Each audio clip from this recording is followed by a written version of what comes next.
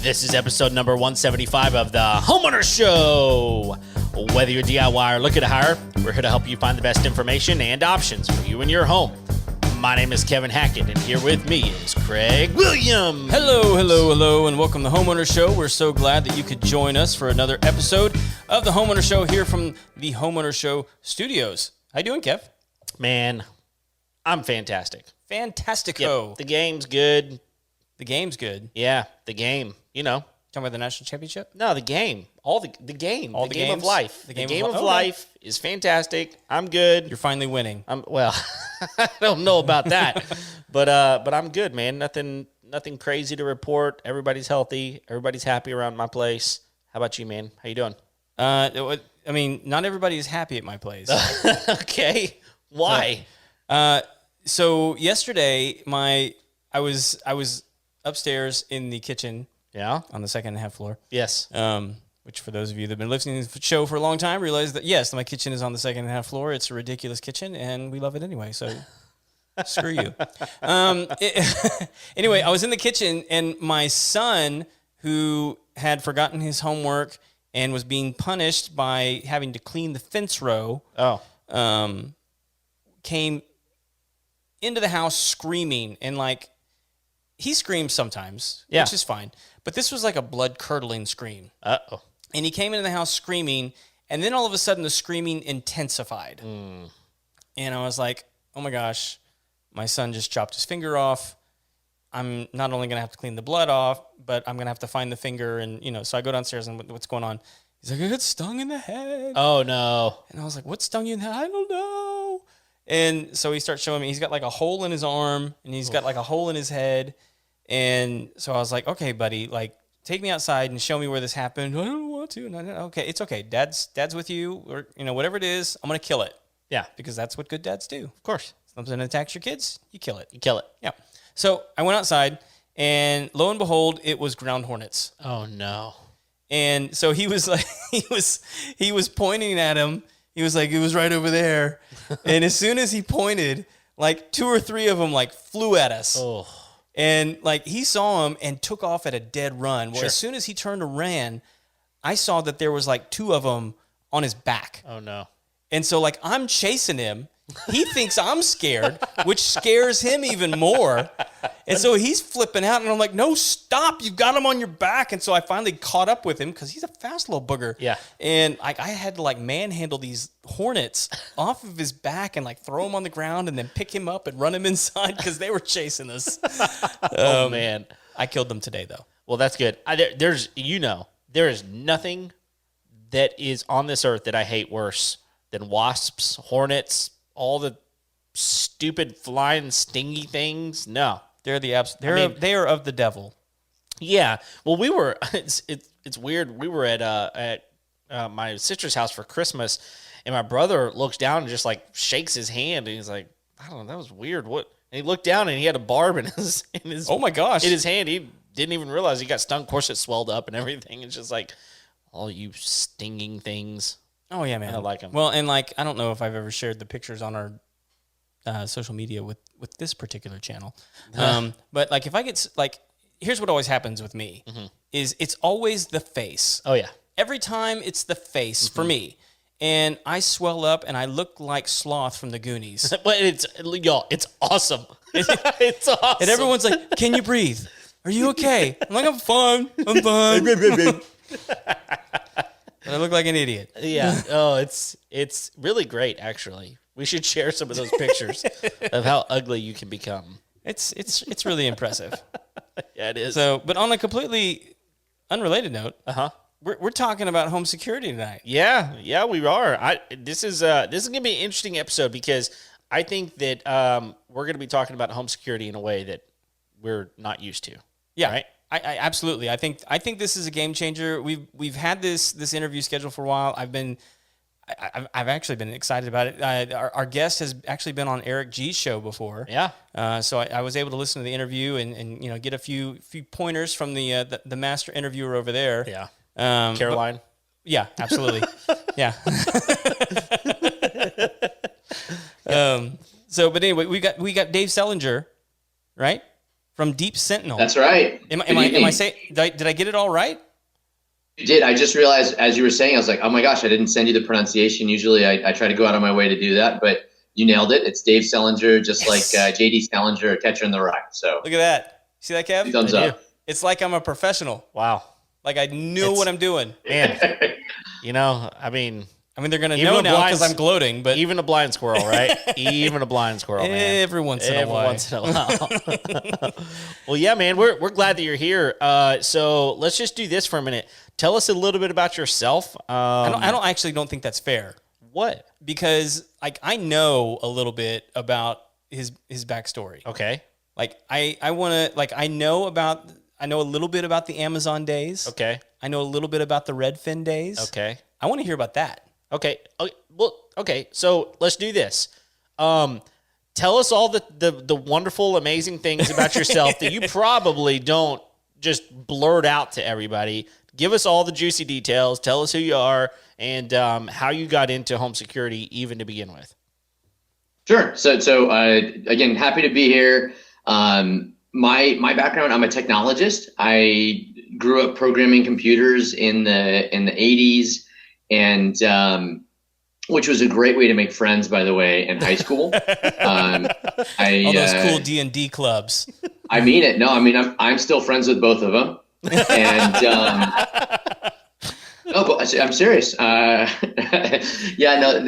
So I grew up in Southern Oregon, a little town called Grants Pass. I actually lived in a suburb of Grants Pass. For those of you who don't know it, Grants Pass had a whopping total population of 15,000, and I grew up in a suburb called Merlin that had a population of 375.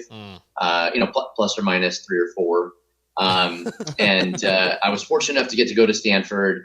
My folks were really supportive of letting me learn about computers. And for those of the listeners that are younger, you'll not be familiar with this method of learning, but I used to have to go to this place called the library in order to learn. So I taught myself to program when I was 6 by checking out books from the local county library. Nice. And then, like I said, went to Stanford. I dropped out, started a couple companies during the first .com, went back and finished my degree while I was a partner at a coffee company called Dutch Bros, which is a sweet coffee company. It's based in Oregon.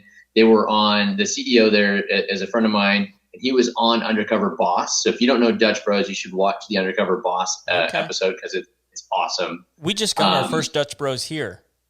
No, you didn't? Really? Yeah. It's Kevin. That's it's awesome. 20 on 20. What? Yeah.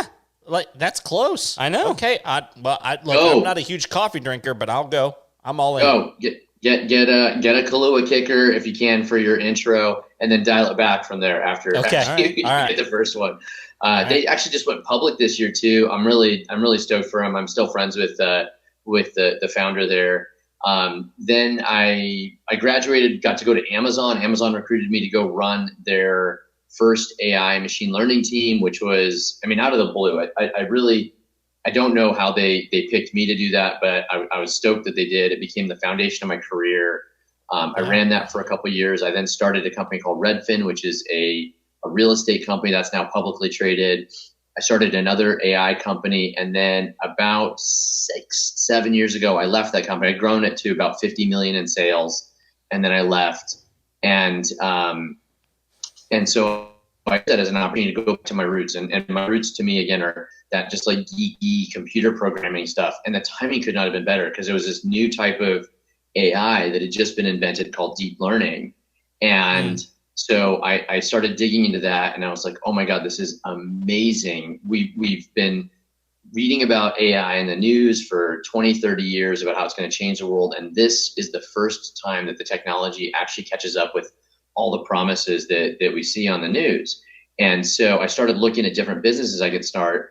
And then, as coincidence would have it, my neighbor had a home invasion at that precise time. And I was exposed because of that. Congratulations, man. That's fantastic. I'm just kidding. Totally kidding. Congratulations. I mean, it's like this epiphany of your career happened. Yeah, that's right. At the extreme demise of your neighbor. She's okay. Okay, good. But yeah, I mean, it was unfortunate circumstances, but it's those extreme type of circumstances that force you to really think about things. Sure. And, I mean, I own a home. I had just moved into this neighborhood maybe 2 or 3 years prior to that. And so I'd installed an alarm. I'd installed cameras. In fact, our whole neighborhood has these very expensive camera systems that are like between $3,000 and $5,000-$10,000. They're very, very expensive. And so the fact that this happened, even though she had an alarm and had cameras, my aha moment happened when, we pulled together the neighborhood watch. We invite the local police officer to come, and he tells us, this happened.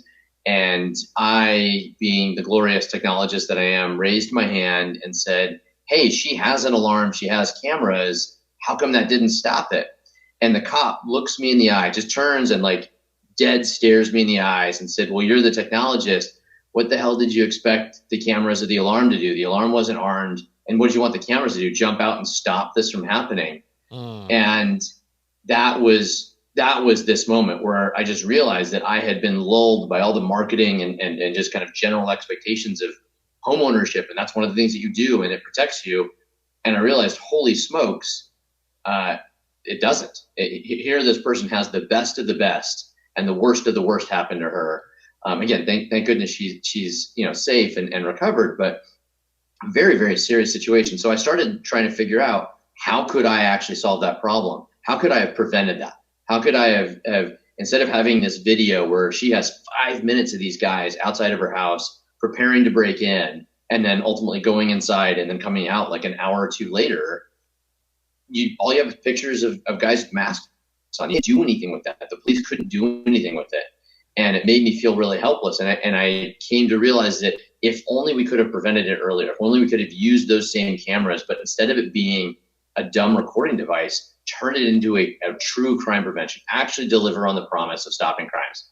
So that was really the impetus for starting this company. The company's called Deep Sentinel, and that's what we do. We intervene in crimes really early in the cycle, and 99.9% of the time we stop them before anything bad happens. Wow. So what we're talking about here is, I mean, I think most people at this point understand the traditional home security, right? It's the keypad on the wall, it's the alarm system, it's even the window sensors, the video cameras, the whole bit. I think we get it, and you can even simply safe this thing to death by just installing all this stuff wireless, but yourself, because you're smart and you know where to put things. And so all of a sudden we feel very much like we've done something here. So that's exactly how I felt right up until I realized that it was the wrong something. Sure. That is 100% right. Yeah. So I guess I've got kind of a twofold question. We'll start here. Where is the breakdown in that? How does that not wind up keeping you safe like you think it's supposed to? I mean, she did everything she thought that she was supposed to do, and yet still the worst thing happened. So where is the breakdown, and why is that traditionally not working today? So I can answer that in two kind of chunks. The first chunk is, let's look at the alarm system, the sensors, the door sensors, the window sensors, the keypad, and what happens when that goes off. Well, when that goes off, that signal gets routed to a call center, and that call center then calls you or your sister or your best friend, and then calls the police.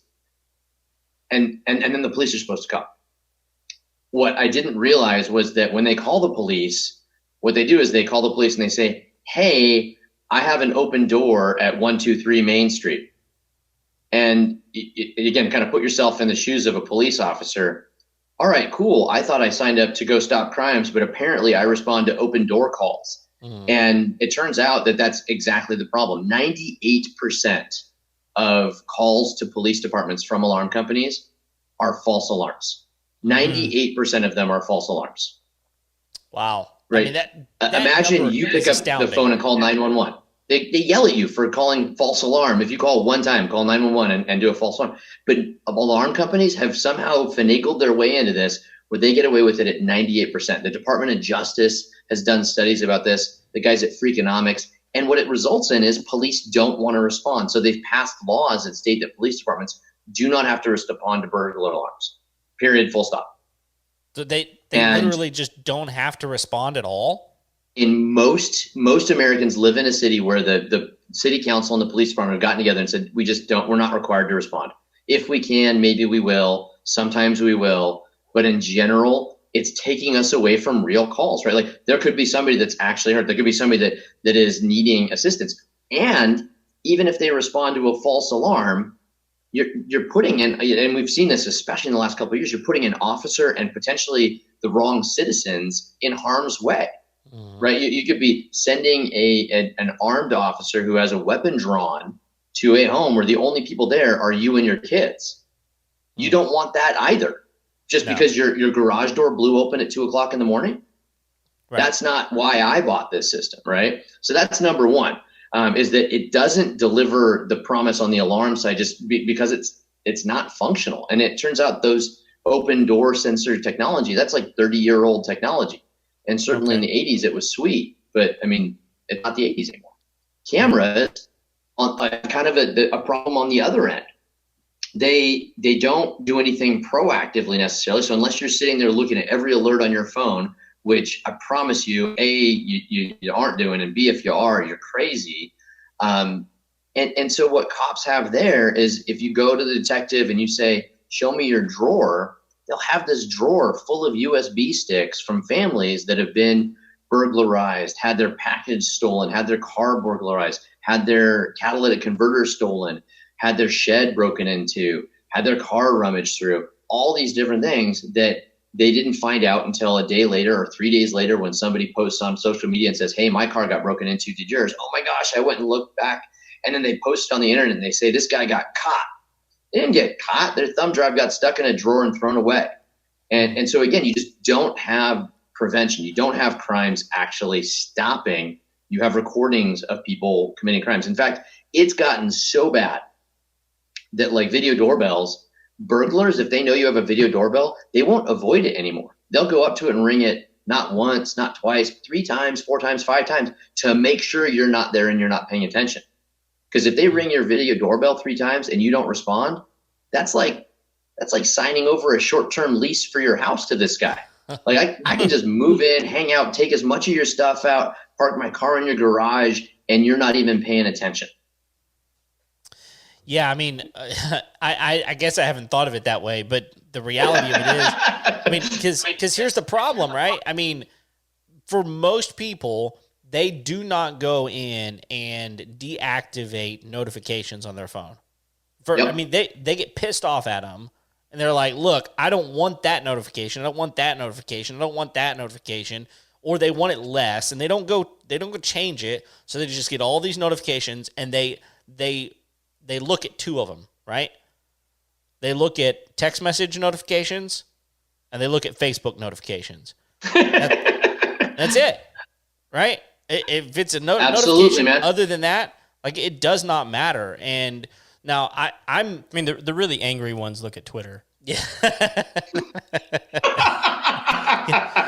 Yeah, and both of them are really angry. That's right. But so, like we have a door system, like a lock system at our house where when someone unlocks or locks the door, then I get a notification on my phone. Okay. Now, I will tell you this. I notice every single time because it comes through on my watch as well, but almost every time I justify it. Almost every time I justify it going, my wife's at home, she just let the dog out or something of that nature. You ignore it. Right? I do. I mean, I notice it, but I ignore it. I don't. Every time my door opens, I don't call my wife and go, did you just walk out the door? Like, she would divorce me if that happened, right? Like, stop calling. I just turned the freaking notification off by now, right? And that's part of the issue because people aren't looking at their notifications. And so they buy this sweet Ring doorbell or, whatever it is that ties into their Simply Safe. And they never look at it. They don't care. Right. Well, what you're saying is 100% right. I mean, in the data statistics world, we call that signal to noise ratio. And when your signal to noise ratio is so bad like that, just like what the police are dealing with, when 98% of the calls are false alarms, you continue to feel good maybe about it, but you don't make that cognitive connection that, hey, the right thing's not happening here.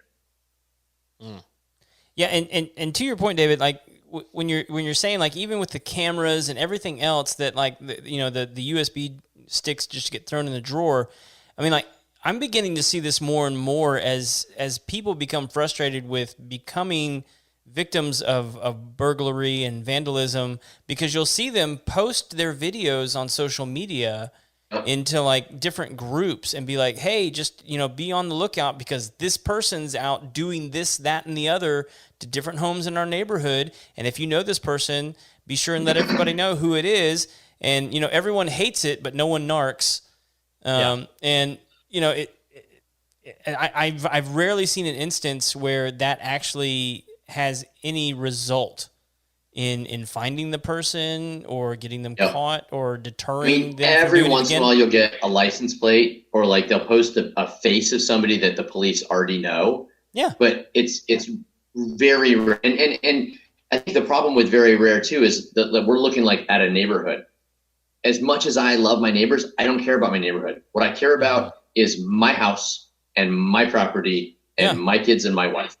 Right. And statistics, okay, so 10% of them get caught. I don't care about 10%. What I care about is 100% of those three individuals, and myself too, every once in a while.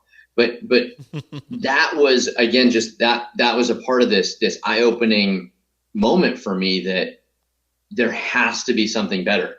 And, one of the things that I found that could tick off some of the listeners here is, who has it better is rich people, like super, super wealthy people have guards outside their house all day long. Physical people on the property, right?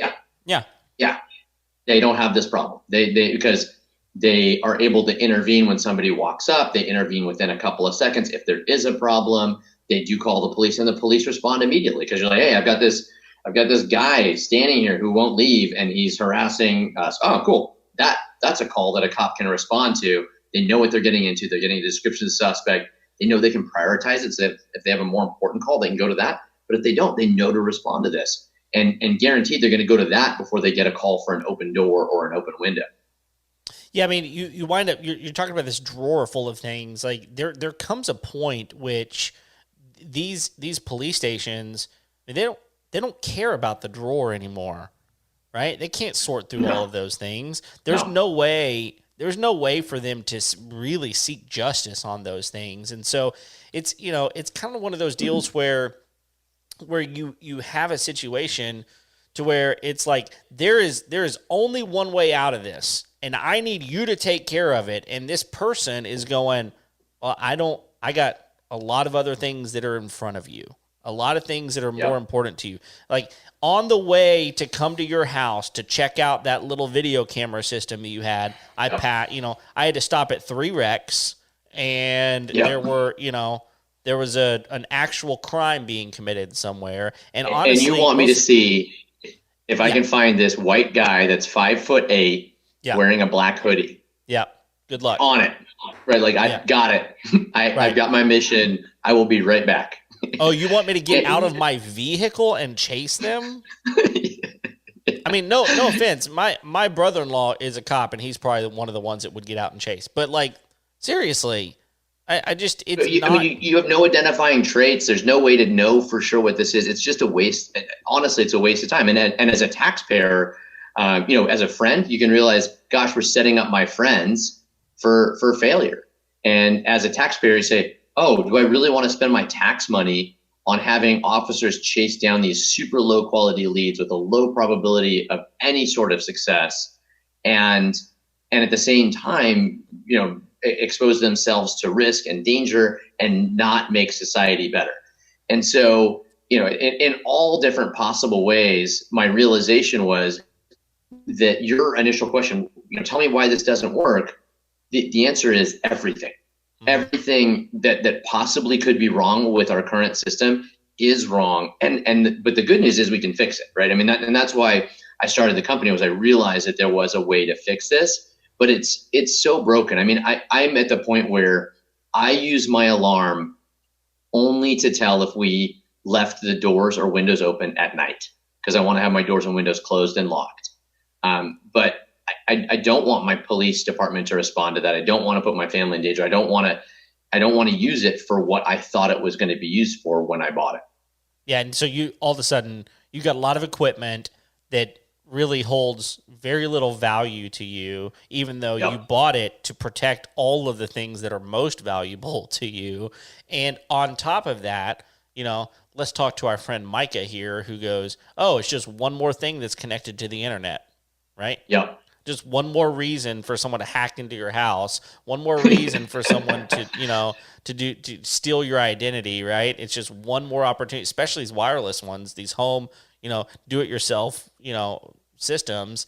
They're not hardwired to anything. I just think I agree. I see that there's a lot of things here that are roadblocks in actually doing what that thing said it was supposed to do. So in steps David here, and you go, my neighbor just got screwed. I'm not okay with it, and I'm going to fix it. So where did that journey begin with you? Yeah. So again, I looked at wealthy. I looked at who doesn't have this problem, right? So I looked at some of the wealthy folks and how they solved the problem. My local PD pointed me into the direction of some ways that they would love it to be solved, which again looks like the stuff that super wealthy people have, which is have a guard, or maybe have a guard in a neighborhood watch the cameras for their 5 neighbors or something like that. And all of them were so cost prohibitive. Literally starting at thousands of dollars a month. So fundamentally cost prohibitive. Yeah. And that was when I realized, from a technology perspective, I started watching these guards. I watched what they were doing. Not surprising, it was a lot of what was the bubble bash, right? and sleeping on the job. Oh yeah. And I realized, holy smokes, 90% of their time is wasted. They're just sitting there doing nothing. And then when they are looking at stuff, most of the things they're looking at are like the alerts you get on your phone. They're not that useful. And so I realized that this deep learning AI technology that I've been looking at could make that effective and cost effective, meaning that the AI could be the one doing most of the monitoring of the cameras. And then the AI could then point the guards only to the right cameras at the right time. And then if we combine that with really good two-way audio training and then some little magic AI in the background, I could make it so that guards were intervening in potential crimes within seconds. And that's what Deep Sentinel does. So if you come to my house, within about 3 seconds of entering my property, my cameras are running, the AI is streaming it. It's identified that there's a person that's entered my property. The AI has already filtered that out and identified that. And it's sending it to a guard. Within 10 seconds, if you're doing something suspicious, that guard is speaking out at you over 100 decibel speakers saying, "Excuse me, could you please stop what you're doing? I need you to leave the property. I need you to identify yourself." If you're unable to do that, it will escalate the situation and ultimately call the police. And what we've found is that by being so incredibly quick, again, total of 10 to 15 seconds usually between entering the property and then getting an intervention from a guard, that fundamentally changes the equation for these criminals. And 99% of them, the wild majority of them, look up at the camera in astonishment and run away. And I remember the very first time we got Deep Sentinel kind of working, we built a couple prototypes, and it was this most rewarding moment where we spent lots of money and lots of time with this thesis that if we do this and we do it early, we're going to be able to stop crime. And that first time was just like, oh my gosh, are you kidding me? It really worked. That's amazing. And now I wake up every single morning to between 25, 30, sometimes 35 crimes that we stopped last night. Wow. That's awesome. And so it's getting to the point that it's very repeatable. We figured out that combination of technology and humans together so that we're able to stop everything from package theft and the simple stuff to the more serious stuff. We've stopped assaults, we've stopped physical battery, and everything in between. What do you think it is about that? I mean, from what I'm gathering, what you're saying, it's like it's a voice coming out of the camera that's saying like, "Hey, what are you doing on this property? Identify yourself." What do you think it is about that that's different from, just like the incessant blaring of a horn that deters them more? Yeah, so that's a great point. We do use a horn and an alarm sometimes. We use sirens sometimes as part of the mix. What we've realized is two things. One is that the majority of criminals don't want to get caught. Not surprisingly, whether you think they're smart or they're not so smart, they don't want to get caught. Like, getting caught is not the goal here.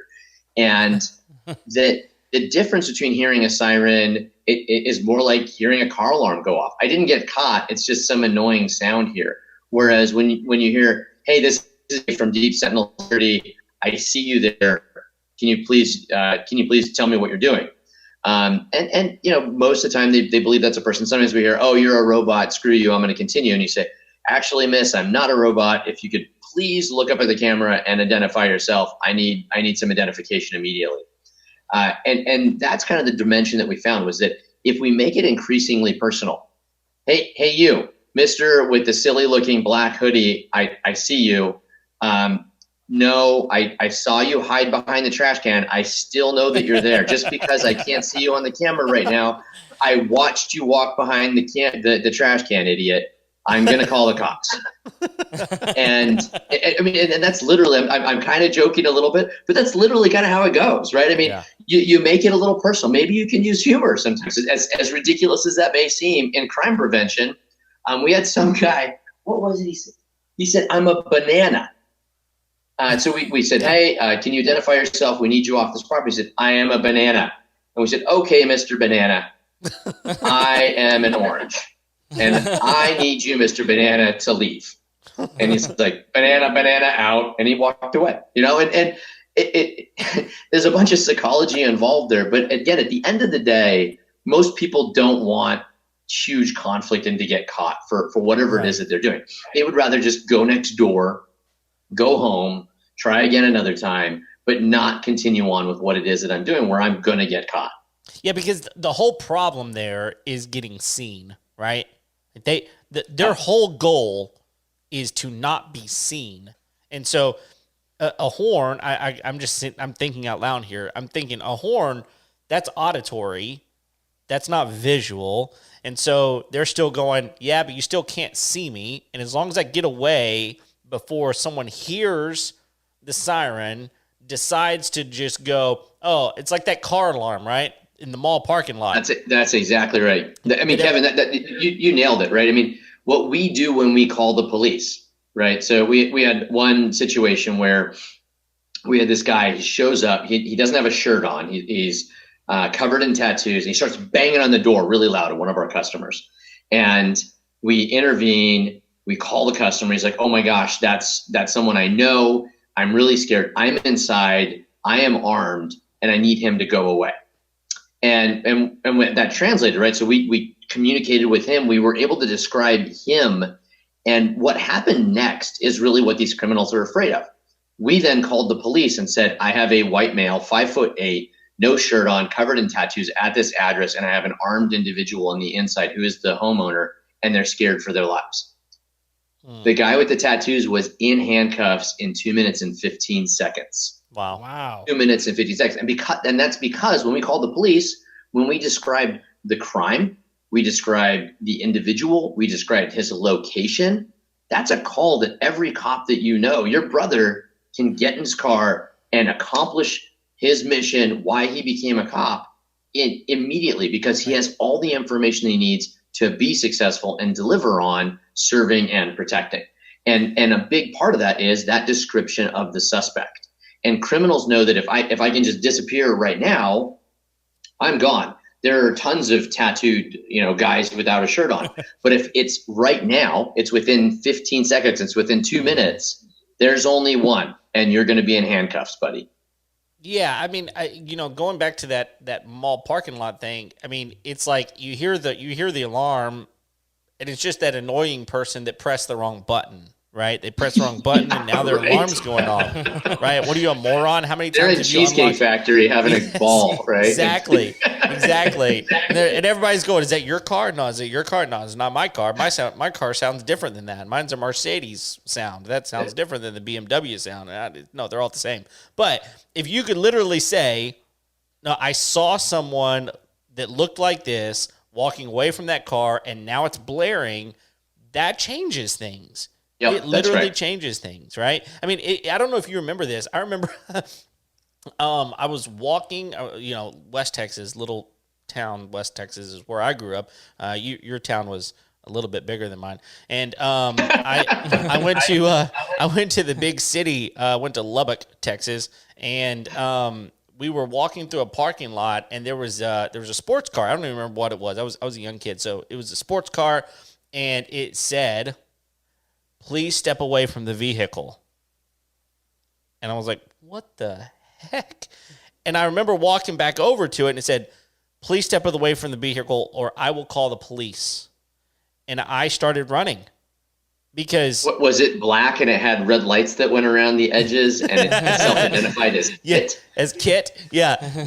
No, it wasn't. But it was the weirdest thing. Like I don't know if you remember, but for a little while, there were these alarm companies for cars that in these high-end cars, they were putting voice-activated stuff in there, saying things to get people to walk away. And I think it was a lot different for those vehicles than ones that just have these brake sensors on them. And so I hear what you're saying. So are you telling me that... Okay, so Deep Sentinel has some sort of a hub where there are literally people watching cameras, and as soon as something crazy happens, it pops up on their screen. They can get on the microphone and literally see these people and talk to them, and that is not AI. That's real people talking through the alarm system. Is that what I'm hearing? That's right. Yeah. So, I mean, we have a combination. What we've done is we've combined AI and humans, but we have guards all around the U.S. And around the world to make sure we can cover 24/7. And we will get your video. If there's something suspicious happening, it will get to that guard in under 10 seconds. Wow. And they're able to respond immediately. They have a special console that's designed to kind of help them walk through what are the different types of interventions. How do I respond to this? How do I get a hold of the police quickly? What are the people that normally go through this property, for example, just make sure that we're not intervening on the wrong people, just all kinds of information. So literally, again, in seconds, they're fully informed on the situation. That's the job of the AI. The AI filters events, but then also informs the guards of the situation. And then they're able to respond. And that way, when we call the police, same thing, right? It's not an automated call to the police. It's not a fully uninformed call to the police. "Hi, this is Denise from ADT again. I have that window open again. Yeah. Do you want to respond? No, you still don't? Okay." It's a fundamentally different thing. We are amped up, frankly, when we call the police because it's a real situation. We have a full description of suspect, full description of any history, full description of the location, the crime, and we are able to really request a response from first responders.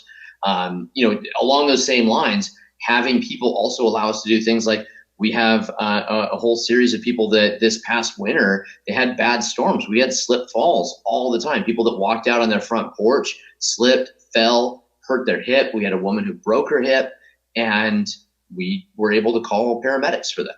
And it's just, it's kind of what you would think about. I like to describe this to my guards when I'm training them. What would you want your best next door neighbor to do if they saw this same thing?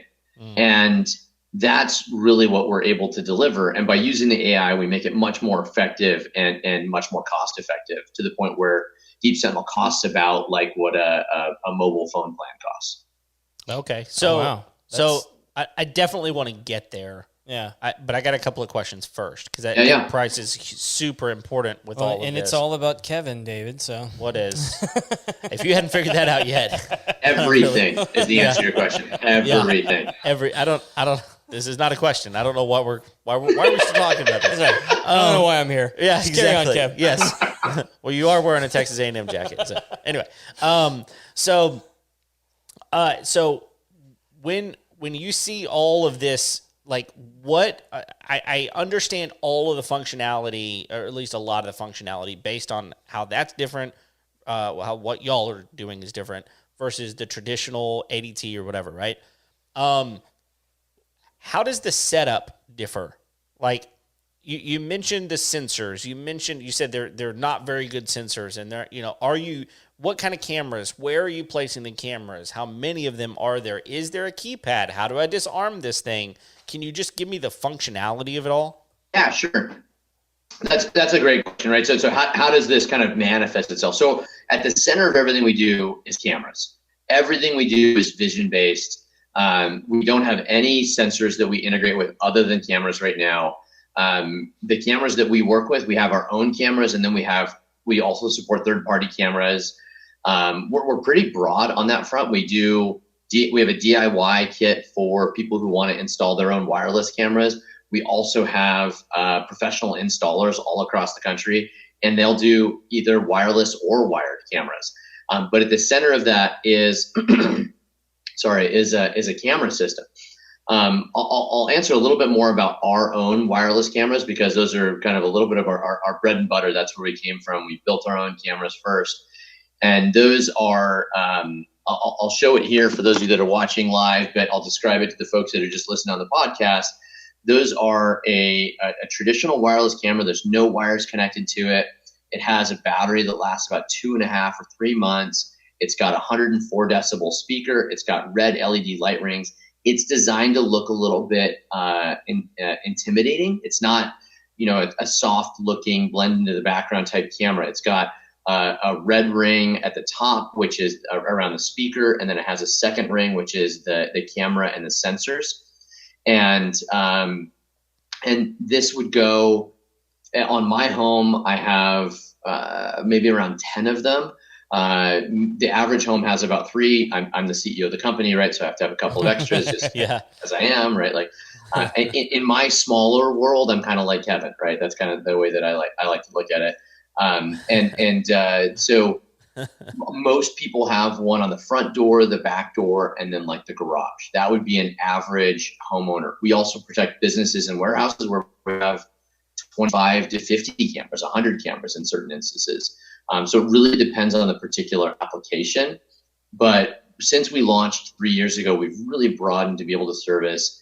What you said is do you want to DIY it, or did you want to have somebody else come and do it? We really can service both ends of that spectrum now. Okay, cool. So you don't normally have cameras on the interior of the home, just primarily on the exterior? Great question. Yeah, so for homes, we do not do any interior cameras. These are monitored. So you've got the inside of your house and you're walking around in your underwear. Usually that's okay. Or if you've got regular dumb cameras. But like I said, if the AI triggers, that's going to be you're in your underwear in front of some poor guard, and I feel bad for the guard having to watch that, right? Yeah. So seriously. One of our rules for residential is we don't do any interior for residential. For our business customers, we do a lot of interior cameras, but for residential, we don't. Okay. And the other reason is we want to be able to prevent stuff. We want to catch people as soon as they're coming into the property and prevent them from coming in. One of the stats that I didn't share with you earlier, but anecdotally, my neighbor, when they had the home invasion, the people had prepped outside for, I want to say, like 5 minutes. And so you really do generally have a lot of time to prevent these more serious break-ins where they're looking around, they're scoping out the property, there's a lot of activity happening outside. And that's really where we're going to be the most effective, because we're going to prevent any damage, any threat to life or limb. And that's where we want to focus our energy. Sure. So I guess moving forward a little bit to the price question. So basic, let's say just kind of top of the line, I want the full system. Let's go with 3 cameras. I'm going to have them, the wireless ones, because these are retrofitted. Sure. I'm having them professionally installed, though. To get set up with you guys, Because it sounds like there is no real keypad or anything. It's not like I'm having to come in and disarm. Yeah, so I didn't answer that question. There's no keypad. There's a smart app. We built our own app. It has all the AI and all the features integrated into it. It's got a bunch of different privacy settings, because a lot of people are sensitive about privacy, because this is a different type of camera, right? It's not just a normal camera. Right. So we have a ton of privacy information in there. The 3-camera kit comes with 3 cameras. We ship with an extra battery to make sure people don't have to be kind of bringing their cameras down and charging them. I don't like that use case. I want people to always be protected. Sure. So we ship with an extra battery. And then the key to this whole system is it ships with an AI hub. So we actually run all of our artificial intelligence inside of your home. Okay. And so the hub that we ship with has a built-in charger, but more importantly, it has this special set of AI chips in it. So everything's happening incredibly quickly. It's happening in real time. And that also sits inside of your house. That runs for that kit runs about $700 to $800, and installation is usually between $50 and $150.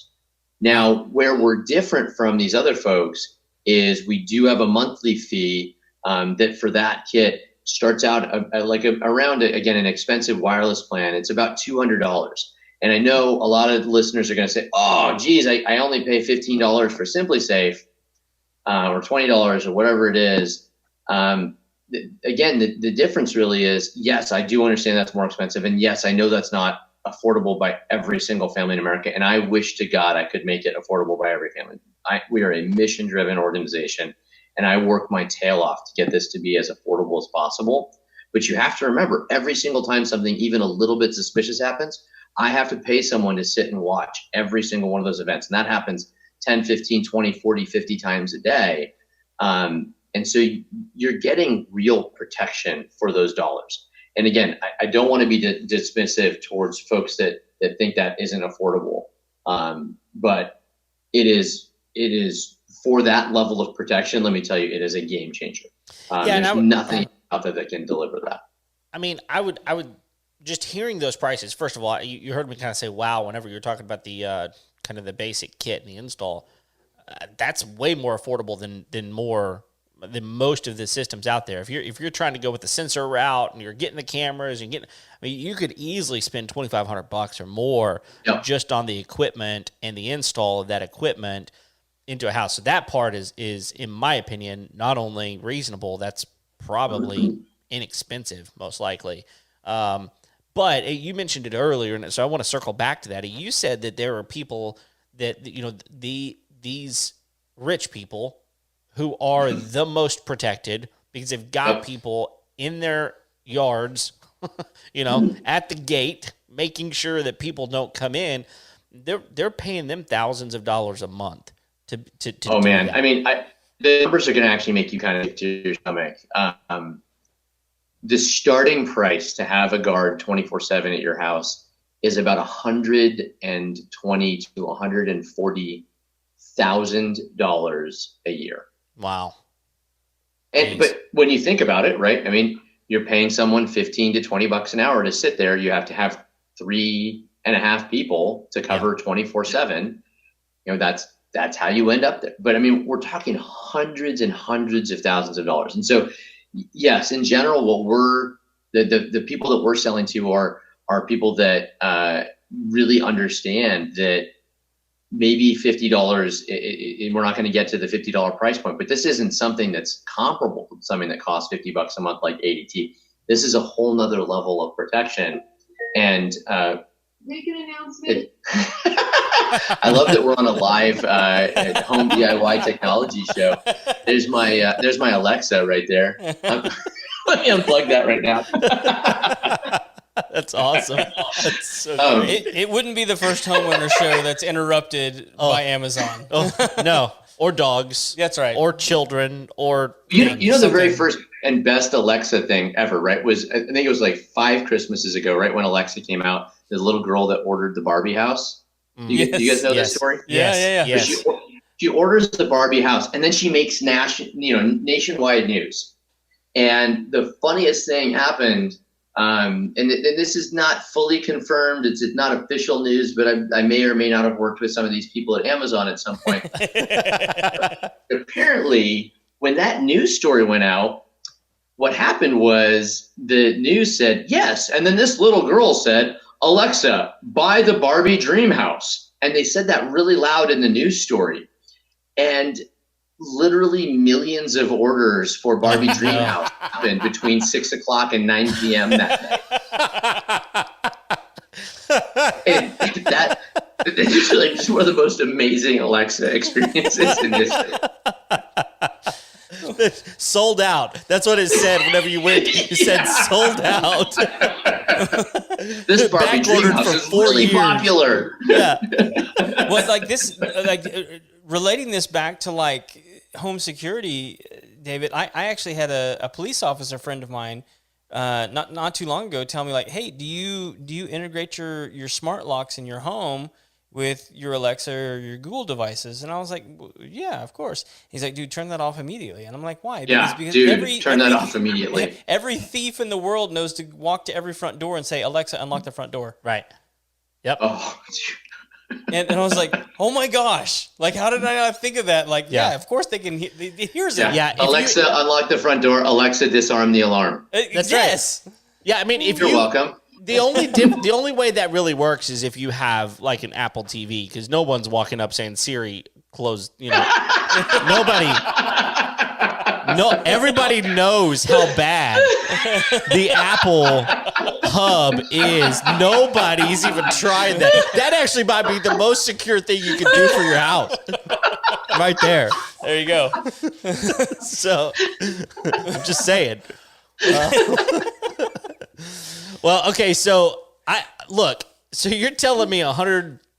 Let's say you got some, cheap fat guard, right? He's $100,000 for the year, and why do you have to be fat? Because he's terrible. Okay, all the terrible ones are fat. All right, so he's horrible, and neither one of us are jumping on this bus with you, by the way. But that's go ahead. fine. Yeah, that's fine. I'm comfortable, and so he's horrible. And we're talking about $2,400, and it had to be a he.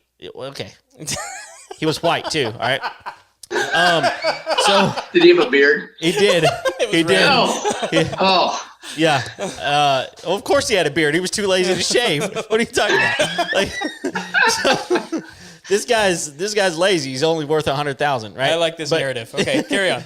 So, it's all Kevin's. But we're talking about $2,400 here, and we're talking about the same or better, possibly, because the guy's not falling asleep at the wheel. Well, let me tell you my better story, because what you just said is exactly right. The other thing that really sold me on this as I was doing research was I remember I was like researching guards, and I was watching them, and I was kind of shadowing them. As an entrepreneur, that's one of the things I like to do, is just like really kind of get into the weeds of what is it that you're going to be doing in the future. And I was researching one night, and I saw this video of a zoo. And there was a guard who was supposed to be guarding the gate, and he's kind of slumped over and he's fallen asleep. And the video is obviously from like a CCTV system. So there's a CCTV system, guard slumped over, gate slightly open, and none other than an elephant walks up to the guard and through the gate. Oh, no. I mean, you really can't make this up. You guys can Google it. Like an elephant walks out of the gate. An elephant. And just one more time. An elephant. Like, yes, our system's better than a real guard in a lot of ways too, and that's one of them. Yeah. Like we monitor our guards. We have all these metrics we track on them in real time to make sure that things like that aren't happening. What was really ridiculous about this particular story was that CCTV system was also being monitored, and the guy that was supposed to be monitoring the CCTV system, watching the guard that's sleeping, was also asleep. You can't make that up, man. Yes, that's exactly. Like, are you kidding me? I really need just this one footage. more time, like an elephant, right? Like just and so I realized not only are we going to be able to do this for wildly cheaper than those hundreds of thousands of dollars, we're going to be able to do way better, right? I mean, data is my thing. That's my shtick. And you can use data to make sure that you're delivering really high quality. That's where companies like Amazon and Apple and Google, that's where they come from. And that's our goal, is to kind of replicate that part. Just an elephant. I just want an elephant. That's amazing. That's amazing. David, so with your system, I mean, like, we keep going back to the person in the booth, I think, that's going to, like actually be speaking to these perpetrators and things like. So what part of your system is actually AI? Yeah, so the AI, the camera immediately streams to the AI within about less than half a second. It's about 250 milliseconds. And the AI starts analyzing every frame of the video to check to see, is there a person? Is this a person that I recognize? Is this just a flag waving in the wind? Is it a dog? What's the situation? And the AI does two things with that. One is it filters out the stuff that's not suspicious. And then number two is it presents to the guard. So in our special console, the AI also kind of communicates directly with the guard to say, I'd really like you to look at these three things, and here's why. And it's kind of weird kind of describing an AI as talking to a person, but that's kind of what it is. It's doing the initial screening work and then saying, here are the things that need particular attention from you. And we're getting to the point where we're actually starting to predict, here's what I think you should do about it. And so we'll not only show the guards, here's what I want you to look at, but here's what I want you to think about doing about it. Wow. That's next level, man. It feels next level, even though, I mean, you're telling me deep learning, and it's been around for a little while. I mean, real quick, can you give me an example of something else that's deep learning that someone might be aware of? Can you think of man, the two things that I think are the easiest would be just recognizing faces. You mentioned facial recognition. The best facial recognition on the planet is now all run on various forms of deep learning. And then another one would be like deep fakes, right? So where you've got people acting like Tom Cruise or putting actors in different situations and swapping actors in movies. And so those are probably the two best ones. Filters on Snapchat and Instagram, a lot of those are based on deep learning. And the way that I would kind of summarize it as it relates to security is that, yeah, deep learning's been around for 5 years, but just to kind of emphasize how incredibly impactful this is, deep learning as it relates to security means that the AI that I'm able to run on that little hub in your house that you buy for $800, including the cameras, is more sophisticated than the AI that was running at the NSA in 2012. Wow. 10 years ago. That's how big a leap in technology this is. That's amazing. I really want to know how you know what the NSA had. Can we erase that part of the It's in 2012. Go ahead and open your door. Those are friends of mine that are visiting you right now. We'll be fine. Well, don't worry about it. Well, we'll pour him a drink. It'll be fine. Right. But one of the things I did want to ask you about all of this is like I think the average homeowner right now has probably seen the movie Terminator. Knows what, if I were to make a Skynet reference, they would go, okay, yeah, I know what you're talking about. Like, and I think a lot of homeowners, if you even like bring up AI, it's something that, probably evokes a certain emotion. And is AI something that homeowners should be concerned about, worried about? I mean, like, obviously I'm talking to somebody who's using it, but like, I think it's kind of a trigger word for a lot of people. Oh, it's a fair question. That's a super fair question. And I think there are uses for AI that can like border on scary. And there's this, you said Skynet. I think that's only for people that are our age though. So hopefully your listeners are in that same age bracket there. But, AI, the deep learning that we're talking about right now is pretty contained. Yes, it seems kind of next level. One of the key things that we do, though, is we base our AI on modeling it after humans, meaning that we observe our guards, we track some data, and then we try to predict what the guards are supposed to do. And then we use that AI to help the guards. The best analogy I could give you is if you've looked at like Tesla's autopilot. Tesla's autopilot does the same thing. It tries to predict what would a great driver do in this same situation, and then I'm going to do that, and then I'm going to continue to get feedback from the humans, and the humans are in control. I think that's a very fundamental decision that we made was that we want to make sure the humans are always in this. And I live in Silicon Valley, and so I'm always asked by investors, couldn't you just get rid of the people? And my answer is no. The people are at the center and the heart of what this is. And that, I think, always should be the case, whether that's because people are going to be able to respond more effectively to unique situations from other people that we haven't seen before, to humans are much better at interacting with police, obviously. There's all kinds of different reasons why I think that AI, when it's applied in this way, is, I understand the trigger, but it's very, very safe. And frankly, right, I mean, you don't have to listen to me, listen to our customers. Go read our reviews on Amazon where people say, I have an active threat on me. I'm a judge and I haven't been able to sleep for the last 3 months, and I sleep well now knowing that I have Deep Sentinel. Wow. That, yes, there's AI. Let me actually, you can find really quickly.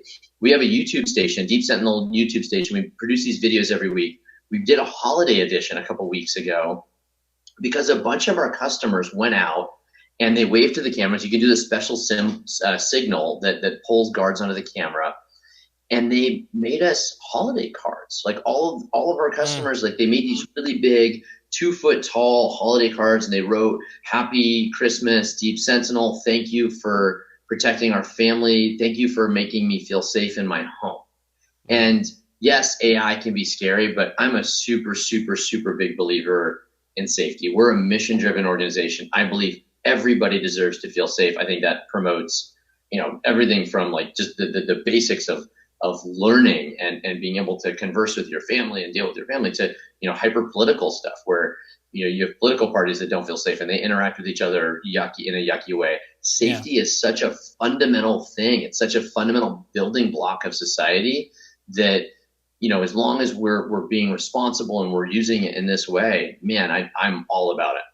Man, this sounds to me like, just hearing you talk about this, I mean, you've had a lot, let's just put it black and white over here. You've had a lot of accomplishments in your life, right?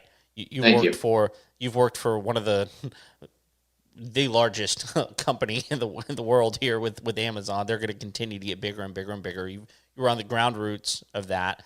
That's the word. Grassroots of that. Redfin, arguably one of the best, if not, right up there, real estate websites, right? Super, super, super powerful. And it sounds to me like this might feel like one of your biggest accomplishments. I don't know. Maybe I'm projecting that. Oh man, that's an understatement. This is my pride and joy. I mean, like I said, we were talking before, I've got 2 little girls. I've got my family here. When we as a family decided what my next venture was going to be, this company has so much meaning to my family. I'm going to tell a little bit of a personal story here. I came down from work, during the pandemic. I'm in my house all day long. I'm in my office right now. I came downstairs and I was having a little bit of a bad day. And my 10-year-old, she was 9 at the time. She saw it. She said, "Hey, Daddy, what's wrong?" Her name's Cecilia. And I said, Cece, I had a bad day. And, business is kind of rough, and the pandemic was kind of brutal on us. And she said, "Yeah, but Daddy, did you save anyone's life today?" I was like, perspective. Yeah. Word. Yeah. Thank you to you. And that's why I say, like, it is an understatement. It's not apocryphal in any way. I love this company. I love what we do. We saw a vision of a safer world, and that's why we all work here. And yes, it's a business, and yes, we strive to make money, and yes, we're selling things. But at the end of the day, this if we can move the needle on making people feel safer in their homes, just imagine a world, right? Like, remove Deep Sentinel, remove my accomplishments or financial outcome, and just say everyone in the world feels 20% safer.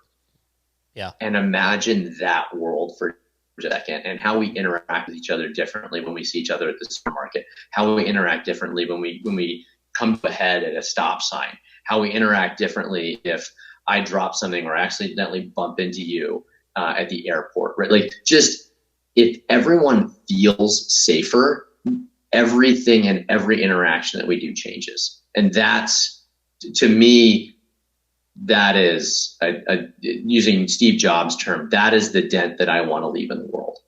Man, that's huge. And I'm guessing here that you have, I'm just kind of thinking there's got to be ways that these camera systems are going to continue to get better and recognize things even more, like mood and like other things that down the road, I can imagine you going, okay, there's so much more that this thing can do, like to even detect things in people that they don't even know about themselves. I mean, I know that's kind of weird and freaky for some people to think, but like on some level, there's got to be some things down the road that this thing isn't even doing yet. I'm just guessing. Absolutely, right? I mean, we're already in market. We have thousands of customers, and I still spend 50% of my budget on R&D every year.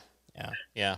So do the cameras themselves have to have a certain, I mean, because you talked earlier about you can actually retrofit some other cameras if they're not necessarily y'all's, but I mean, do they have to have like a minimum resolution in order for the AI to actually function? Yeah, so we certify specific cameras. The ones that we use that are third party are what are called Power over Ethernet cameras, PoE. Yeah. Most of your listeners should be familiar with that, and that's just where you use a network cable and it delivers both data and power to the camera. And in general, what we're looking at is 2K and above cameras that we support right now. Okay. And then on the, I mean, like I know one of the issues people around here at least deal with. I mean, we have a new internet company moving through that's providing, better service than some previous companies. But like a lot of people around here complain about, downed internet and things like that. I mean, is there sort of I would imagine your system operates off of an internet connection. Do they have like a backup cellular system, or how does that work?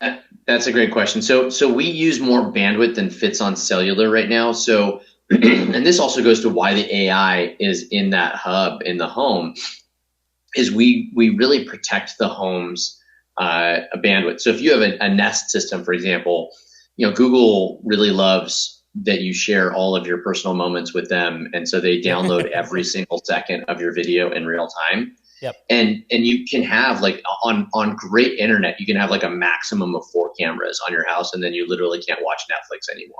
Yeah. And so we be like end of the world, right? Talk about I'm trying to make the world a better place. If people can't watch Netflix, right? Like we've ruined everything. You're the devil at that point. Yeah. Yeah, it's not worth living anymore. Where's the end? I'm out. So part of what we do though with this AI is the AI's job is to filter out the events, so that if there's just a flag waving and there's just wind, we're not using up all your bandwidth for things like that. And so yes, we do have to have bandwidth, but we are by far and away the most efficient bandwidth efficient camera system that's on the market today. Wow, that's great. Yeah. That makes a lot of sense.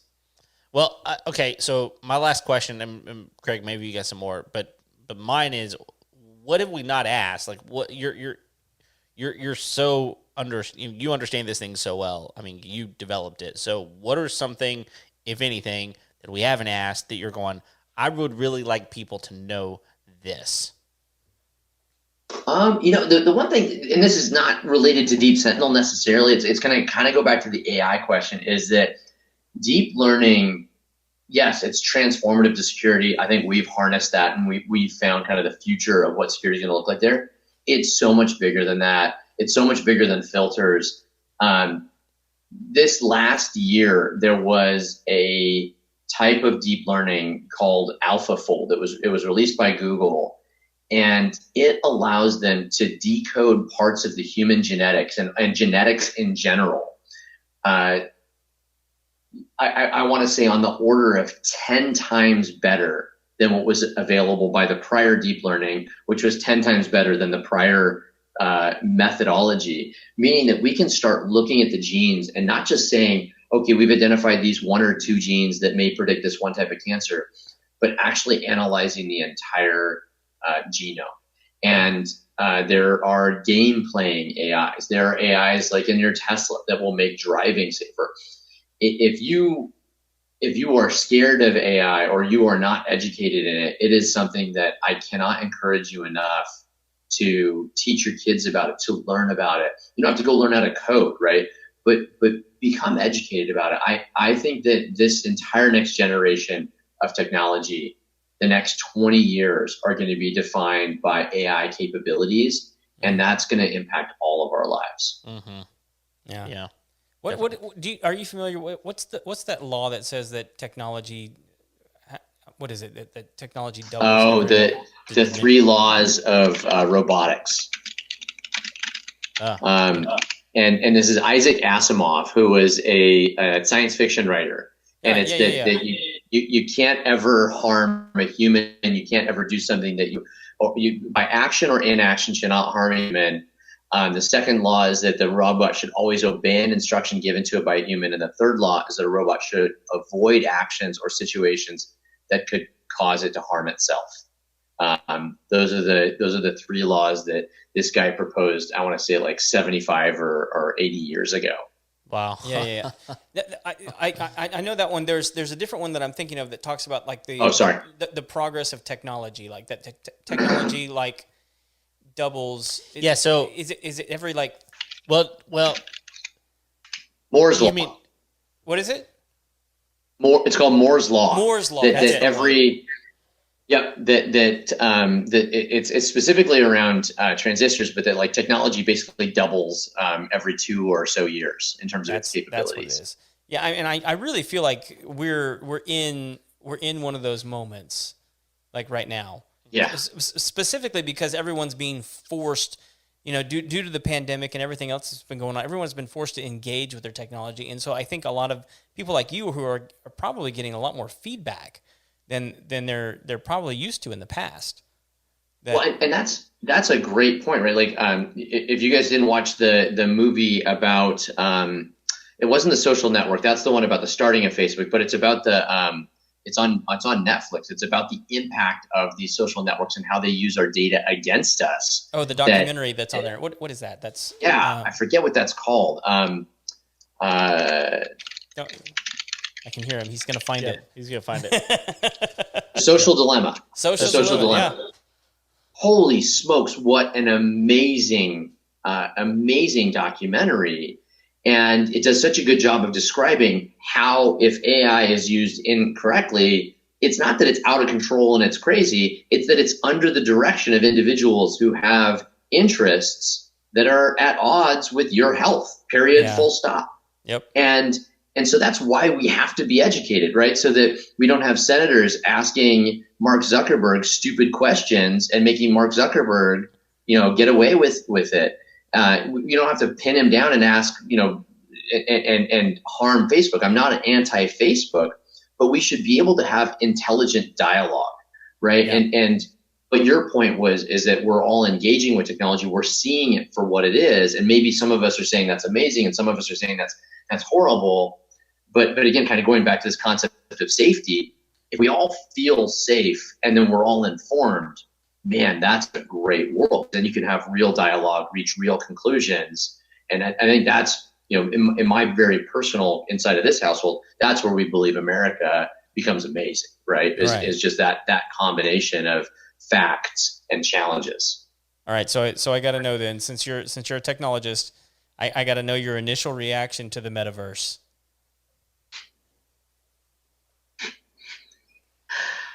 Oh, man. So one of my best friends works at Facebook. He's pretty high up. And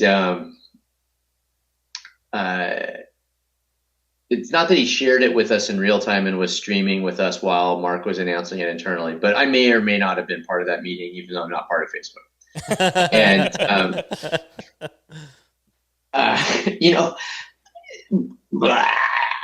you can say no comment. That's fine. If you got friends that are involved, I totally understand. Yeah, we can talk when we're off air. I'm fine with that. Let me put it this way. I don't think Mark Zuckerberg is in touch with humanity anymore. Anymore. I love. That's fair. That's fair. So I got recruited really early to join Facebook. I was really close friends with Sean Parker, who was the first president of Facebook. And the very first thing I did was get in a fight with Mark, which is why I didn't end up joining. There you go. But he was at least in touch with us enough back then. And I feel like he's completely lost it. I love his technological vision. I love VR. I've got a VR headset right here. My kids come in here and they play Beat Saber and they play with VR all the time. I love doing that with them. I love technology as a part of our lives. I don't like technology as supplanting our lives. I think that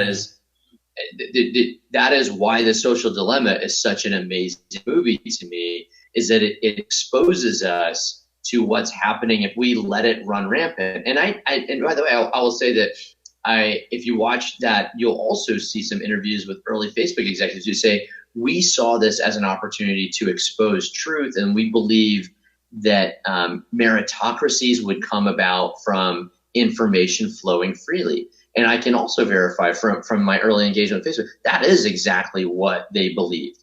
And they really believed that whether you're far right or far left, that these kind of alternate truths would be clarified in a world where information flowed freely. And that's not what happened. And so Facebook has progressively gone from this very idealistic world where at least they had good intentions to one where I think they're very out of touch and it's not clear what their intentions are anymore. And I think that's where I become disappointed in Metaverse, both from how it's going to impact society perspective, as well as just like, what the heck are you talking about, dude? Right? Like that's yeah. Well, it since we're talking about crazy things, one of the things that is bizarre to me is this whole deal. I mean, and maybe you saw that NASA has hired like 15 theologians and people that are spiritual advisors. Yeah, I did see that. To answer this question: how do you think the world would react if they found out that aliens were real? Yeah, I just saw that. Isn't that bizarre? Yeah. Had you heard that? Yeah. I try to avoid the news, but that headline made it through. And because I'm an angry Twitter user, so that's me. Yeah, you and that other guy. Exactly. What's the new one everyone's jumping to? It's Getter. That's the one that everybody's bailing and jumping. Are you on that? Getter? Yeah. Are you on that one? I've never even heard of it. Did you hear about that? No, I have no idea what you're talking about right now. So, David, do you know about Getter? I am lost as well. I don't know Getter. So okay, so I'll give you guys the brief history of what's going on here. So Joe Rogan, and I think it was like 3 or 4 weeks ago now, had Dr. Robert Malone on his show. It was very controversial regarding COVID and vaccines and all the whole thing. So Dr. Robert Malone on his show, he'd been banned from Twitter. So Joe was like, well, this is ridiculous. You shouldn't be banned from Twitter. You're a doctor. You're a physician. You should be able to speak your mind on there. All right, fine. And he goes, well, yeah, I'm not on there anymore. I'm on Getter. And Joe's like, well, what's Getter? And he's like, well, it's like a Twitter alternative. They basically stole their code and they repurposed it, and now it's like a... And they don't ban people. Yeah, that's right. And Joe's like, well, that sounds awesome. So like after the interview, Joe announces to the world, hey, I'm over on Getter now. Oh. Well, within 2 wees of announcing that, they've gotten more than 1 million new users. Of course. And so it's like the really fast growing new platform. So what was the one that got shut down during the election? Oh, well, there was everybody was jumping ship from Facebook over to what was that one? Started with the P something. I don't know. Nobody cares. Yeah. Anyway, Well, I mean, I don't know if you want to segue into that really deeply, but I mean, this is along the same lines of the metaverse, right? It's like, what's their true north, right? Banning content, right? Yeah. And whether that is scientifically backed or not, that doesn't make it not true. And I want to be really careful here, right? Like, science is a process, and I'm a big believer in science, but we have science being wielded as a weapon. Science is never intended to be a weapon. Science is a dialogue. Science is an ongoing dialogue of people presenting facts, observing those facts, and then trying to reach the best conclusion for themselves and society and trying to explain these things. Like, I come from a family of scientists. I'm half Chinese, so all of my Chinese half of my family have PhDs. It's me, we are scientists. Like, that's where I come from, and stopping dialogue is really distressful to me. And so I based on what Joe Rogan said, right, like, I see technology's role in this as being really questionable, right? And that's on every part of the spectrum. That's from, if you're having questions about the vaccine, I don't think there's really a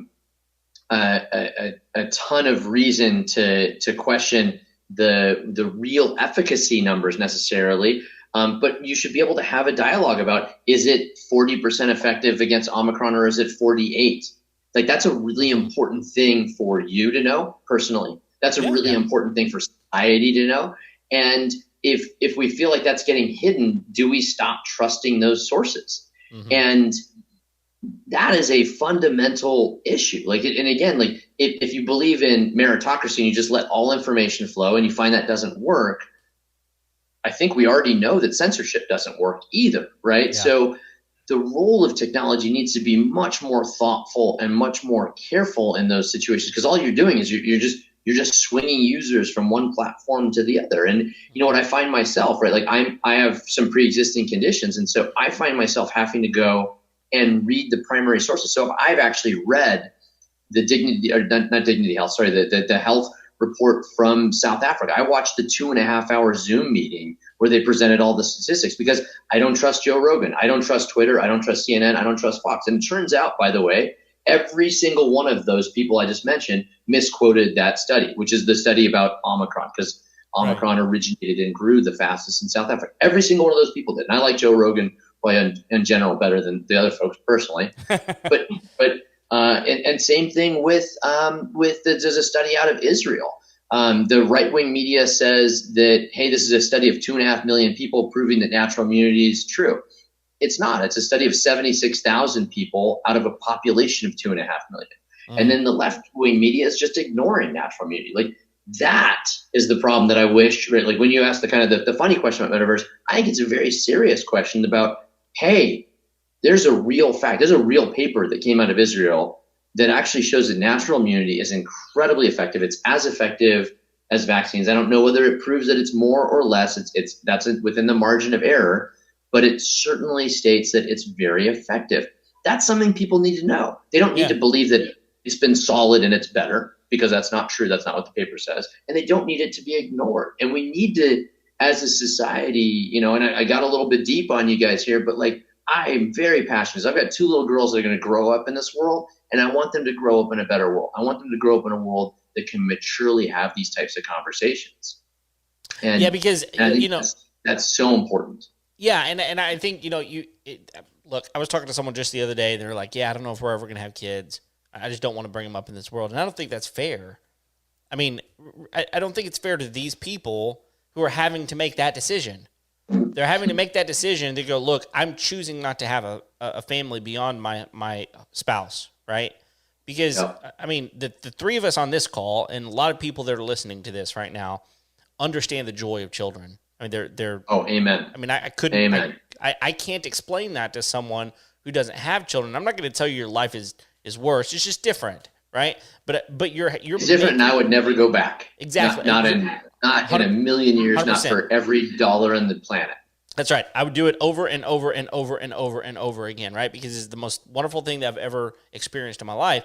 And so now what you're saying is so very important, because we are effectively changing technology and the way that we're interacting with our devices and what's available to us all the time, and nothing seems to be true anymore. What are we getting? Like, all of this is making us get to a point where some people are going, I'm not going to bring a child into this world because of that. Yeah. And I don't think that's not fair. So the question is, legitimately, how do we get around that? How do we get to the point where more things are safe? So thank you for that, by the way. More things are safe. How do we get to the point where things and that's actually, I think safety is at the heart of this, because if you feel comfortable in yourself and you feel safe in yourself, you're able to engage in more intense dialogue. You're able to listen to things that you may disagree with. There was a study done about Palestine and Israel, and it's written up in this book called From Beirut to Jerusalem. And it's one of my favorite books because it talks about this concept of zero-sum game.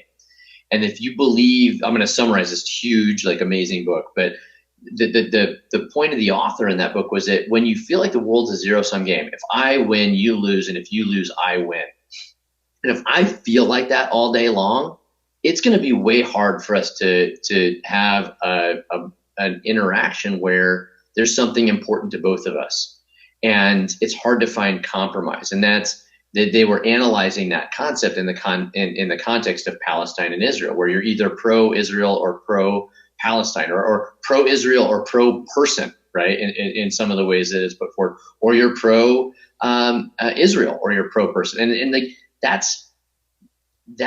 black and white zero-sum game creates loss for everyone. And in my analysis of politics, and I've done some volunteering on political campaigns to try to understand, not to support specific candidates, but to understand like why are people responding, what are they responding to, and the term clickbait could not be more true, unfortunately. What people respond to, what they click on, what they read, what they spend time on, what they donate to politicians based on is angry clickbait. It is inflammatory, incendiary, intentionally misleading, emotionally engaging text, right? And content. And my sense is that, again, safety is one of those key ingredients. I think the other one is that we have to be able to have platforms and engage in more complex discussions, meaning that we need to have people that are educated and able to get educated and willing to be educated. Education in the United States has degraded dramatically, both in its effectiveness and its just general importance. Like we're more concerned about the economy. It's not the economy. It's not super important. But America, go back to when we were growing up in the 80s, we used to talk about education all the time as one of the most important principles of America. Yeah. And we've lost that, right? I mean, again, like this battle where science is no longer an aspiration and a process and a dialogue. It is a weapon to be wielded against my political enemies. Holy smokes, we've lost already, right? Like that type of thing has to go away.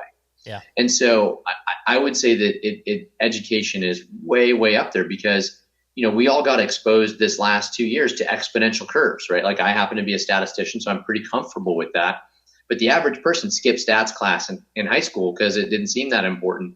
And now all of a sudden it's determining, all of our freedoms and what we can and can't do, and our health and safety, both of those. And those two were in conflict. Those two were a zero-sum game, and we didn't have the statistical knowledge in our population to reconcile that. So again, kind of a deep answer, but those would be the two things I would point to is safety, mental health is a big part of that, and education. No, it's good. It's really, really good. Yeah. We could go on, man. We could. We could hold a separate show. We could do. I mean, like it's just there's a lot to dig into there, but and honestly, Craig and I, what most people don't realize is like I come to record podcast and my wife's like, all right, I'll see you tomorrow, because Craig and I wind up, sitting across the table from each other off air, and we solve everybody's problems all over the world. And it's really nice to have someone else who's way smarter than either one of us either to be, who can engage in some of these conversations with us. So I've enjoyed that. Yeah, for sure. So it's good stuff. But I've enjoyed it, guys. I appreciate you letting me kind of wax poetic and philosophical there on a couple of things. But no, I think a lot of what you're talking about is I think it's what a lot of people are feeling, what a lot of people are thinking. Yeah. But like that, not any of the people who have the microphone are actually saying. Yeah. No, absolutely. And that's part of the frustration thing, is because everybody's saying what everybody else wants them to say rather than what they're anyway. Yeah. We could go on, but David, we really have to get to the most important part of this entire show. Uh-oh. The thing that everybody's been waiting for so long. Feel a drum roll. which is the Final Four. The Final Four. That's right. All right. The final 4 questions we ask each and every one of our guests, and you do not know what these are. You've not seen them before, which is great. Specifically asked not to see them. Yeah, exactly. So, all right, here we go. Are you ready? Here's the first one. What is the must-have tool that you won't leave your house without? Oh, snap. Okay. My F-350. Oh, yes. Oh, you should move to Texas, man. You've already got the equipment. Dude, I love that thing, man. I've always had Japanese and German cars, and my neighbor convinced me to get an F-150 a few years ago, and then I got an F-350, and I use that thing for everything. I love my truck. Nice. And I'm 5'6", so I look really big in an F-350. Yes. I love it. All right, so I got to know. We were talking about this before the show. Is this a result of the horses? Oh, so no, it's a result. It's actually a horribly terrible story. So I had the F-150. I wanted to get an RV. I got a 5er, a 5th wheel. And I was like, if you're a member of any of these RV communities, someone always asks every day, hey, can I put this size RV on my X truck? And the tow police always show up and say, no, you need to get an F-650 in order to tow a 200-pound trailer, right? And that's like the default answer.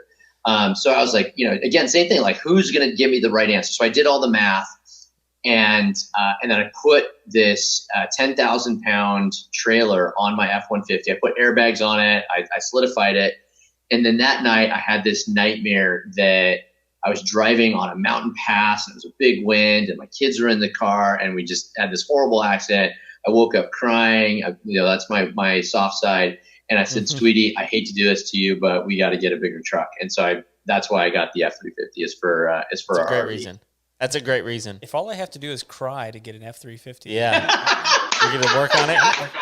I'm going to go inside and cut some onions up. Yeah. Like, you're going to see, like, I'm going to be walking in, and Craig's going to be there punching himself in the stomach. Like literally jabs into his stomach. Like, what are you doing? He's like, I'm preparing for a conversation that's about to go down. I think your wife is nicer than mine. Mine would probably laugh at me. Oh, man. Hey, I completely understand, though, because I'm an RV guy myself. And so I just recently went to from a half-ton truck, but I went the other direction, and I bought an Excursion. And so I absolutely love that thing. But anyway, that's I'd never bought an American vehicle. I bought an F-150. We bought the F-350. I just bought my wife a new Expedition too. Nice. I love that platform. Yeah, it is an amazing platform. I'm with you. All right, so here we go. Next question. What's a project you've walked away from? Now, when we never walk away, never admit it. Okay. All right. Look, you heard it. You heard it here first from him. All right. Yeah. I mean, so he's all in. Like, if something ever goes wrong, he will figure it out. Apparently, he's still got to have some he's still failing at. Yeah. Right.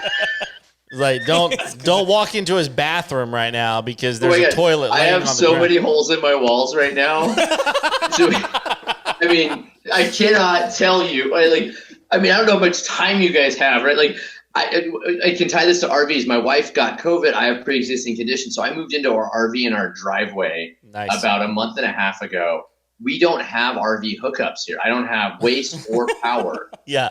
So I tore out my wall. I tore out my power main so that I could hook up an extra conduit so I could put a 50 amp 240 so I can hook up my RV in our driveway. And so I still have a 6 foot tall by 2.5 foot wide hole in my wall right now at this moment. And I didn't want to hire an electrician to do that because all you're doing is hooking up, 2, 3, 4 wires, right? I mean, for the love of God, I don't want to pay $3,000 for that. Right? It's just dumb. I charge so much for the electrical main.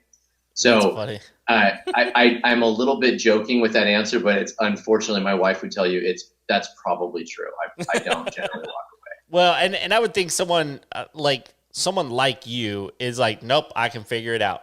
I can figure this out. I'm a smart dude. I can figure it out. So I generally try to. Yeah.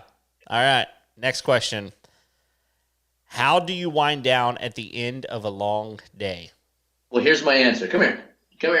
My daughter just walked in. This is Cecilia. This is our 10-year-old. Hello, Cecilia. I did not lock my office today. Yeah. This is live, sweetie. Oh, that's great. She's made for the camera. That's fine. So Cece and I need to know. Tell me the name of your stuffed animal there. Froggy. That's Froggy. Of course, I should have known. So Cece and I, we just found a new Xbox game called Unravel. We play games on Xbox. We read Harry Potter together, or we play card games. We like to play Exploding Kittens as a family. Oh, yes. Which is not quite 100% appropriate, but it's so good. It's so good. It's really fun. Yeah, it's so good.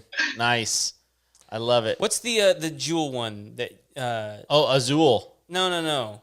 We just got Azul yesterday. We literally just got Azul yesterday. Yeah, Azul is. Yeah, it's the one. No, the one with the jewels on the cards.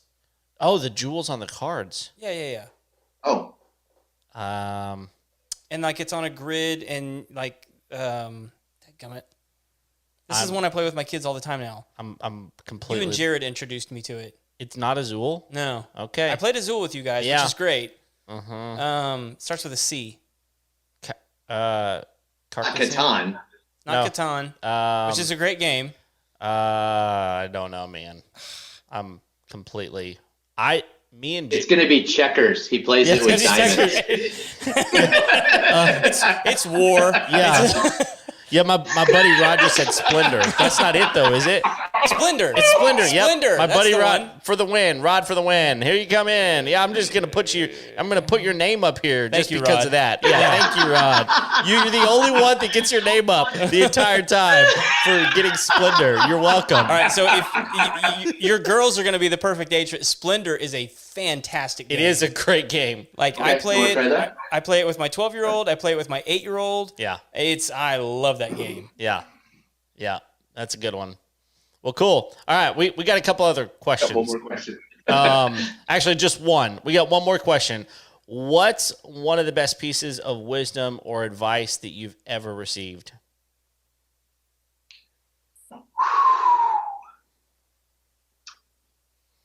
So my wife told me, insert anything here, and I've already won, right? You know that. The smartest man on the planet. My wife told me that I need to be a better listener. And so I've been kind of working on New Year's resolutions the last little bit with the kiddos. And my New Year's resolution for the last 5 years, and this is both professionally and personally, has been to be a better listener.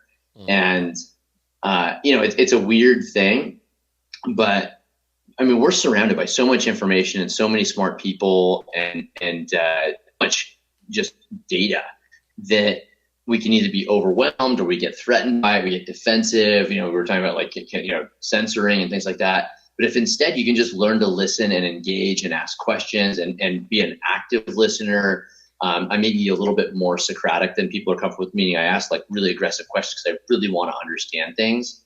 I have found that to be one of the most rewarding pieces of advice I've ever gotten because it allows me to develop deeper relationships with people around me. It allows me to develop relationships with people I disagree with, and it allows me to learn. So I love that one. That's great. I love it, man. That's fantastic. So here's the thing. We actually lied to you, which is fine, right? Obviously. Yeah.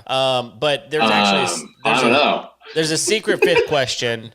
Craig asked this question. It's Craig. Craig has to ask this question. It's the only one that he remembers, so I let him do this one. So here you go, Craig. All right, you ready? It's a killer. Yep. All right. If people want to get a hold of you or your company, how do they find you? I'm sweating right now from that. Oh my gosh, these guys. Another question. It's most of my life. I'm a massive letdown. It's true, y'all. It's true.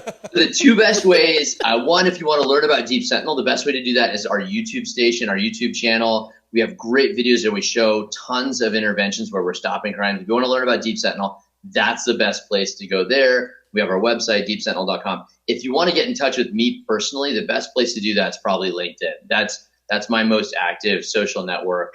I trade information there. And again, Dave Selinger, CEO of Deep Sentinel. you'll find me on LinkedIn. You can follow me there. I don't do a ton of posting, but I do have a bunch of folks that follow, and I try to share wisdom as it falls on my lap. Cool. Fantastic. Excellent. Well, we're gonna link that all up in the show notes. So those of you that are frantically writing all of that stuff down, like, don't worry, we're gonna link it up right here in the show notes. Man, it has been fantastic having you on. Thank you so much for taking the time to join us. Thank you. It's been a really good episode, so we appreciate it very, very much. Dennis, that was awesome. If you guys finish the next episode, you want a drinking buddy for afterwards, I'll join you guys anytime. That was awesome. Deal. That's you had us at drinking. So that's fantastic. Well, listen, thank you all for downloading today's episode. It's been great to be with you guys again. And if you haven't already, leave us a 5-star rating and review on iTunes. That would be fantastic. I'm losing it. Yeah. All the things. Yeah. Click the things, the thumbs, the hearts. Yeah, do all the things. Yeah, and David, don't leave. We want to talk to you a little bit more. But until next time, we'll see you later. See ya.